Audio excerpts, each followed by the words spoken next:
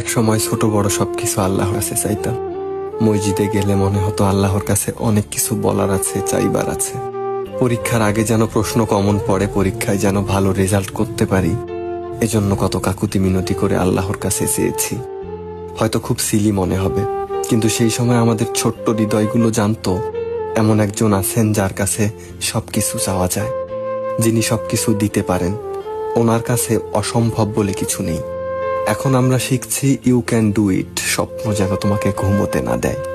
নিজের উপর বিশ্বাস রাখলে কেউ আটকাতে পারবে না, তুমি চাইলেই সব পারবে। এরকম নানান আমিময় মোটিভেশন। এই দুনিয়ার মোটিভেশন রবের সাথে সেই নিষ্পাপ সম্পর্কটা নষ্ট করে দিয়েছে। আল্লাহর কাছে নাছোড় বান্দার মতো কিছু চাইবার সেই সহজ সরল জীবনটা আমাদের ছেড়ে চলে গেছে। অতি সাধারণ কিছু চাইতে গেলেও যে চোখে পানি চলে আসতো, সারাদিন আল্লাহর নাফরমানিতে কাটিয়ে সেই চোখ আজ মরুভূমিতে পরিণত হয়েছে।